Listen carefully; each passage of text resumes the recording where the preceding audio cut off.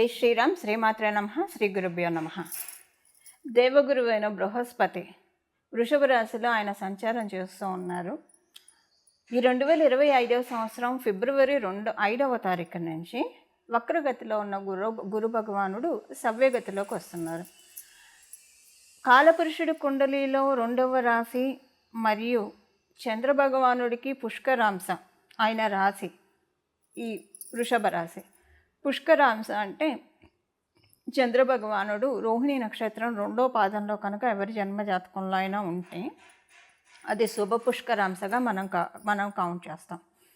అశ్విని నక్షత్రం 1వ పాదము, రోహిణి నక్షత్రం 2వ పాదం, ఇలా కొన్ని నక్షత్రాలు ఉంటాయి. ఆ పాదాలను అనుసరించి అంటే 1వ పాదంలోనే పుట్టాలి. అశ్విని నక్షత్రం 1వ పాదంలో పుడితే ఏ గ్రహం అయితే ఉంటుందో అది చాలా మంచి ఫలితాలను ప్రసాదిస్తుంది. మళ్ళీ అక్కడ ఎలాంటి ఫలితాలను ప్రసాదిస్తుంది అనేది మన జన్మజాతకాన్ని బట్టి ఆధారపడి ఉంటుంది. అయితే ఈ రోహిణి నక్షత్రం 2వ పాదంలో చంద్రభగవానుడు శుభ పుష్కరాంశ అని మనకి జ్యోతిష శాస్త్రం చెప్తుంది. ఈ వృషభ రాశిలో గురు భగవానుడు వక్రగతి నుంచి బయటకు వస్తున్నాడు. వక్రగతిలో నుంచి ఆయన బయటకు వచ్చినప్పుడు ద్వాదశ రాశుల వాళ్ళకి ఎలాంటి ఫలితాలను ఆయన ప్రసాదిస్తున్నాడు. అందున కాలపురుషుడు కుండలిలో 2వ రాశి అయిన వృషభ రాశి శుక్రాచార్యుల వారి రాశి. మనకు వచ్చే రిసోర్సెస్ అన్నీ కూడా అదే సూచిస్తుంది. వృషభ రాశి సూచిస్తుంది, ఎక్కువగా సూచిస్తుంది. మిగతా హౌసెస్ కూడా మనం చూడాలి, but major primary డిటర్మెంట్ house 2nd house అని మనం చెప్తాం. అయితే గురు భగవానుడు జీవకారకుడు కాబట్టి ఇప్పుడు ఇన్నాళ్ళు ఆయన వక్రగతిలో ఉన్నాడు. ఇప్పుడు సవ్యగతిలో వస్తూ ఏ విషయాలకి ఆయన జీవాన్ని పోస్తూ ఉన్నాడు, ఏ విషయాలకి ఆయన జీవాన్ని పోస్తూ ముందుకి నడిపిస్తూ ఉన్నాడు అన్న విషయాన్ని మనం ఇప్పుడు ద్వాదశ రాశుల వారికి కూడా విడివిడిగా మనం చూద్దాము. గోచారంలో చాలా అనేక శుభాంశాలు ముందు చోటు చేసుకోబోతూ ఉన్నాయి. అవన్నీ కూడా నేను రాబోయే వీడియోలో తెలియజేస్తాను. రాబోయే రోజుల్లో తొందరలోనే పోస్ట్ చేస్తాను అవన్నీ. ఇప్పుడు ఈ సమయంలో కాలపురుషుడు కుండలిలో ప్రత్యేకమైన యోగం ఏంటంటే శనైశ్వరుడు కుంభరాశిలో సంచారం చేస్తున్న సమయంలో గురు భగవానుడు వృషభ రాశిలో సంచారం చేయడము.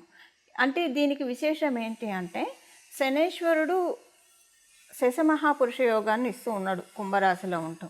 అంటే కాలపురుషుడు కుండలిలో నుంచి కదా స్వస్థానంలో ఉంటే కొన్ని రాశుల వాళ్ళకి శశమహాపురుష యోగం అప్లికేబిలిటీ ఉంటుంది. అయితే ఇదే సమయంలో ఎప్పుడైనా ఏదైనా మనకు ఏ గ్రహమైనా యోగాన్ని ఇవ్వాలంటే ఎప్పుడైనా ఇమీడియట్గా అడ్డుపడే గ్రహము శనీశ్వరుడు, కర్మకారకుడైన శనీశ్వరుడు. వీళ్ళకి పూర్తిగా మంచి కర్మ లేదు, ఎందుకు ఇస్తున్నావు అని ఆయన క్వశ్చన్ చేస్తారు. అప్పుడు ఏం చేస్తారంటే మనకు ఒకవేళ బాగా ఉంటే కనుక ఆయన ఎక్కువ వరాలను ఇచ్చేస్తారు. ఒకవేళ పూర్వజన్మ కర్మ ఈ జన్మలో మనం తెలియక చేసుకున్న విషయాలు ఏమైనా మనల్ని బాధించే ఉంటే కనుక అవి క్యాన్సిలేషన్ చేసేస్తారు. అంటే మనం బాధపడము, ఆనందము పడము, యావరేజ్ అయిపోతుంది అక్కడ. అంటే నగేట్ అయిపోతుంది. కొన్ని దోషాన్ని నగేట్ చేసేస్తాడు శనీశ్వరుడు. ఎందుకంటే ఆయన న్యాయ నిర్ణేత, జస్టిస్ ఇవ్వడంలో ఆయన కరెక్ట్గా ఉంటాడు. ఇంకా దేవగురువైన బృహస్పతి గురించి మనందరికీ తెలిసిందే. ఆయన ఎప్పుడైనా సరే మనల్ని సేవ్ చేయాలని చూస్తాడు, మనల్ని ధర్మ మార్గంలో పెట్టాలని చూస్తాడు. సర్వదా మనల్ని ధర్మ మార్గంలో ఉంచి మంచి ఐడియాలజీ ఉంచి అందరితోటి మనకి మంచి సత్సంబంధాలు ఉంచి మనల్ని ఎప్పుడూ కూడా ఒక చక్కగా అంటే ఇలాగా ఎప్పుడు పరిరక్షించాలని చెప్పి ఆయన మనల్ని చూస్తూ ఉంటాడు. అయితే వృషభ రాశి పూర్తిగా అనుకూలం కాదు గురు భగవానుడికి. ఆయన సవ్యగతిలో ఉన్న ఫలితాలు 12 రాశుల వాళ్ళకి ఎలాంటి ఇంపాక్ట్ ఉంటుంది అన్న విషయాన్ని మనం ఇప్పుడు చూద్దాం. మేషరాశి వాళ్ళకి గురు భగవానుడి సవ్యగతి ఎలాంటి ఫలితాన్ని ఇస్తుందో మనం ఇప్పుడు చూద్దాం. మేషరాశి వాళ్ళకి కుటుంబంలో ఉన్న మనస్పర్ధలు కావచ్చు, కుటుంబంలో ఉన్న మనస్పర్ధలు, కొంచెము అర్థం కాని విషయాలు ఏమైనా ఉంటే, కుటుంబ సభ్యుల బిహేవియర్ విషయం కావచ్చు, లేదా మీరు కుటుంబ సభ్యులకి టైం కేటాయించలేకపోతున్నాం, ఇలాంటివన్నీ సర్దుమణుగుతాయి. అంటే మీ బిజీ పనుల్లో మీరు ఎంగేజ్ అవుతూనే కుటుంబ సభ్యులకి మీరు టైం కేటాయించగలుగుతారు. కుటుంబ సభ్యులకి మీ మీద అసంతృప్తి లేకుండా గురు భగవానుడు మిమ్మల్ని కాపాడుతున్నాడు. మంచి ఇంప్రెషన్ ఉంటుంది కుటుంబ సభ్యులకి. అంటే కుటుంబ సభ్యులు ఎప్పుడు కూడా మనకి సపోర్ట్ చేస్తారు. ఒక్కోసారి ఏమవుతుందంటే కాలవశాన కుటుంబ సభ్యులు అపార్థం చేసుకుంటూ ఉంటారు. ఇప్పుడు వీటిల్లోంచి బయటకు వస్తారు. కుటుంబ సభ్యులు చక్కగా మిమ్మల్ని అర్థం చేసుకునే ఇదిలోకి ఇక్కడ ఉంది. ఒకవేళ మిమ్మల్ని మీరు కూడా ఎవరితోటైనా రిలేషన్ బాగాలేదని బాధపడుతుంటే వాళ్ళతోటి రిలేషన్ సరి అవుతుంది. అదొకటి. ఫైనాన్షియల్ పరంగా ఆర్థిక పరంగా ఏవైనా ఇబ్బందులు ఉంటే వాటన్నిటి నుంచి కూడా ఇప్పుడు చక్కగా బయటపడే శుభ సమయము. ఇంట్లో ఏదైనా ఒక శుభకార్యానికి ఆస్కారం ఉంది, లేదా ఒక గెట్ టుగెదర్ అయినా పెడతారు. ఇదేం లేకపోయినా సరే ఒక పార్టీ మోడ్లోకి మిమ్మల్ని తీసుకెళ్తున్నాడు ఇప్పుడు గురు భగవానుడు. పార్టీ మోడ్ అంటే హ్యాపీ న్యూసెస్. ఇప్పుడు ఏదైనా ఒక మంచి న్యూస్ మనం షేర్ చేసామంటే ఎవరికైనా, మరి పార్టీ ఎక్కడా అని అడుగుతారు, పార్టీ ఎప్పుడు ఇస్తామని అడుగుతారు. అలాంటి గుడ్ న్యూస్లు ఇప్పుడు మీకు వస్తాయి. మీ సంతోషాన్ని చాలా సంతృప్తికరంగా మీ కుటుంబ సభ్యులతోటి పంచుకోగలుగుతారు. గురు భగవానుడు ఒక రకంగా మీకు అదృష్టాన్ని ట్రిగర్ చేస్తున్నాడు. ఇది అదృష్టాన్ని ఎలా ఇస్తున్నాడు, ఏ అంశంలో ఇస్తున్నాడు అదృష్టాన్ని మనం చూస్తే డెఫినెట్గా మీ కెరియర్లో అనే చెప్పాలి. అదే విద్యార్థినులకైతే మీ చదువులో, ఉన్నత విద్యల్లో. ఇదే గృహిణీలకైతే మీ ఇంట్లో వాళ్ళకి బాగా విజయాలను అధిరోహిస్తుంటే డెఫినెట్గా ఫస్ట్ ఆనందించేది మీరే కదా. ఎందుకంటే నిర్విరామంగా కృషి చేసేది గృహిణులు కాబట్టి. సో మీకు అలా ఉంటుంది. ఒకవేళ మీరు గృహిణీలు అయ్యండి, గృహ బాధ్యతలు స్వీకరిస్తూ మీరు సైడ్గా ఇంట్లోనే ఏదైనా చేస్తూ ఉంటే అందులో బాగా మిమ్మల్ని మీరు పెంచుకోవడానికి అవకాశం చక్కగా ఉంటుందంటే మీ వ్యాపారం వృద్ధి అవుతుందని అర్థం. ఇది మేషరాశి వాళ్ళకి. గురు భగవానుడు సవ్యగతిలోకి వచ్చినప్పుడు ఇచ్చే ఫలితాలను ఇప్పటిదాకా మనం చూసాము. ద్వాదశ రాశుల వాళ్ళు చేసుకోవాల్సిన పరిహారం ఏంటి అంటే, ఏ స్తోత్రం చదువుకోవడం వల్ల గురు భగవానుడు ఇప్పుడు 12 ఏళ్ళు గురు భగవానుడు ఈ సవ్యగతి ఇంకా బాగా మీ జన్మజాతకంలో గురుబలం ఉన్నా లేకపోయినా కూడా మీరు చక్కగా తీసుకోవచ్చు. ఈ విషయాన్ని మనం ఇప్పుడు ఒకసారి చూద్దాము. ఇది మనకి స్వామి గురు భగవానుడు అంటేనే గురుమూర్తి, మనందరికీ తెలుసు. ఆయన ఉన్నది శుక్ర రాశిలో కాబట్టి అమ్మవారిని మనం ఆరాధించాలి. అమ్మవారిని గురుమూర్తి రూపంలో ఆరాధించాలి. ఆ నామాలు అంటే ఇప్పుడు మనం చూద్దాం. అంటే అమ్మవారిని గురు రూపంలో మనం ఆరాధించాలి. ఇప్పుడు శుక్ర భగవానుడు అంటేనే అమ్మవారు. అందువల్ల మనకి జన్మజాతకంలో శుక్ర భగవానుడు ఎక్కడైతే ఉంటాడో అక్కడ సీతమ్మవారు కూర్చుందనో, శ్రీ మహాలక్ష్మి అమ్మవారు కూర్చుందనో మన పెద్దలు అంటే జ్యోతిష శాస్త్రాన్ని బాగా కాచి వడపోసిన పెద్దల దగ్గర మనం నేర్చుకుంటే కనుక వాళ్ళు మనకు అలానే టీచ్ చేస్తారు. ఇక్కడ శుక్ర భగవానుడు అని వాళ్ళు చెప్పరు, ఇక్కడ సీతమ్మవారు కూర్చుంది, ఇక్కడ శ్రీ మహాలక్ష్మి అమ్మవారు కూర్చుంది ఈ చాట్లో అంటే ఈ ప్లేస్లో అని చెప్తారు. అలాగే 12వ స్థానానికి వచ్చేసరికి వాళ్ళు ఏం చెప్తారంటే, 12వ స్థానం అంటే సహజంగా లాసెస్, వ్యయము, ఖర్చు ఇలా రకరకాలుగా ఉంటాయి. అందులో కూడా చాలా మంచి విషయాలు ఉంటాయి. గిఫ్ట్ డీడ్స్ ఉంటాయి 12వ స్థానం నుంచి గిఫ్ట్ డీడ్స్. ఇప్పుడు ఎందుకు నేను 12వ స్థానాన్ని ప్రత్యేకంగా తీసుకున్నాను అన్న అంశాన్ని నేను మీకు చెప్తాను. 12వ స్థానం గిఫ్ట్ డీడ్స్. అలాగే 12వ స్థానం మన ఫారెన్ ట్రావెల్స్ని సూచిస్తుంది. అలాగే ఎక్స్పోర్ట్ అండ్ ఇంపోర్ట్స్ని సూచిస్తుంది 12వ స్థానము.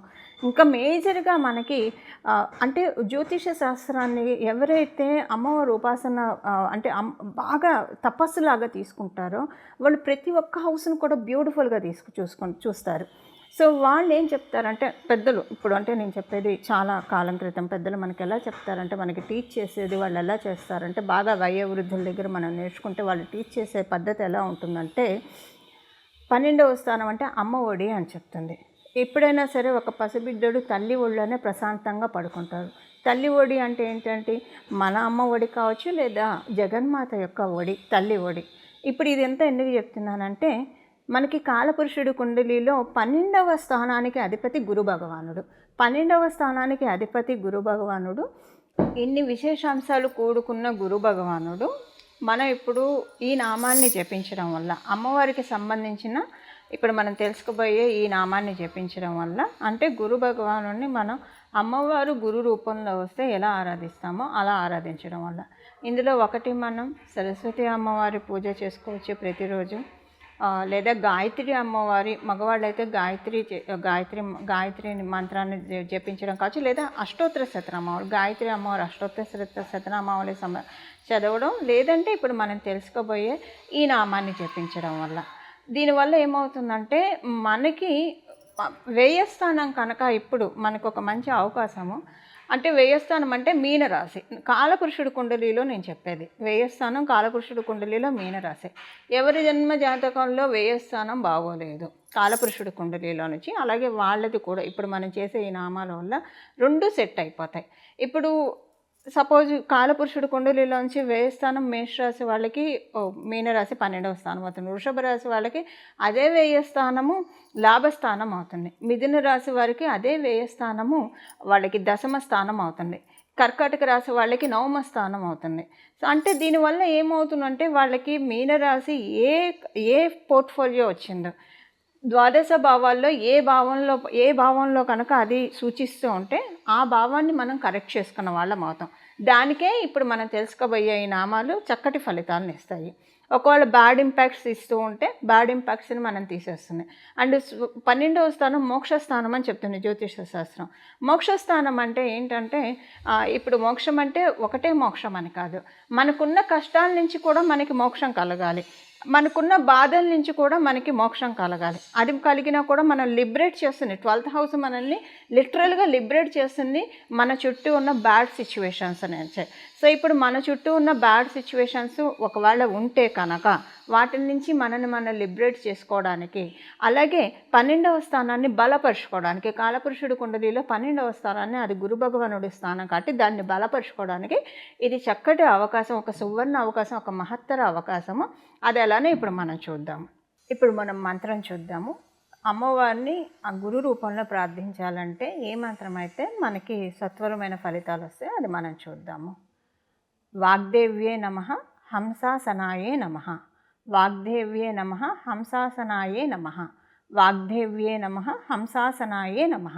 ఈ నామం జపించడం వల్ల ప్రతిరోజు 108 సార్లు, 21 సార్లు లేదా 108 సార్లు ప్రతిరోజు ఈ నామాన్ని జపించడం వల్ల మనకి ఇప్పుడు ప్రస్తుతం గోచారంలో గురు భగవానుడు ఉన్న సవ్యగతి మన కుండలిలో మన జన్మజాతకంలో ధనుసు రాశిని మీనరాశిని కూడా చక్కగా క్యూర్ చేస్తుంది. ఇది ఒక ట్రీట్మెంట్ లాగా కూడా మనం భావించవచ్చు. అంటే ఏదన్నా ఇబ్బందులు ఉంటే, ఆ రాశులకు సంబంధించిన ఇబ్బందులు ఉంటే వాటన్నిటినీ కూడా ఆ దోషాలన్నీ కూడా చాలా నివృత్తి చేయబడతాయి.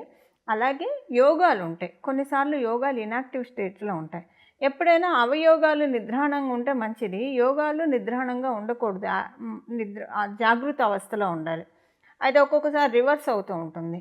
అవయోగాలేమో జాగృత అవస్థలో ఉంటాయి, యోగాలు నిద్రావస్థలో ఉంటాయి. అందుకే లైఫ్లో చాలా సమస్యలు ఒక్కోసారి చుట్టుముట్టేస్తూ ఉంటాయి. సో ఇలాంటి ప్రత్యేకించి కన్ఫ్యూజన్ స్టేట్లో ఉన్నప్పుడు, ఎందుకంటే గురువుయే మనకి సరైన గైడెన్స్ ఇవ్వగలుగుతాడు, సరైన మార్గనిర్దేశం చేయగలిగేది ఒక గురు భగవానుడు మాత్రమే. సో మనకి అలాంటి సందిగ్ధ పరిస్థితులు రాకుండా ఉండడానికి ఇప్పుడు మనం తెలుసుకున్న ఈ నామాలు జపించడం వల్ల చాలా చక్కటి సత్ఫలితాలు గోచారంలో ఉన్న గ్రహదేవతలు మనకి కలగజేస్తాయి. మంగళం. నమో భగవతే వాసుదేవాయ.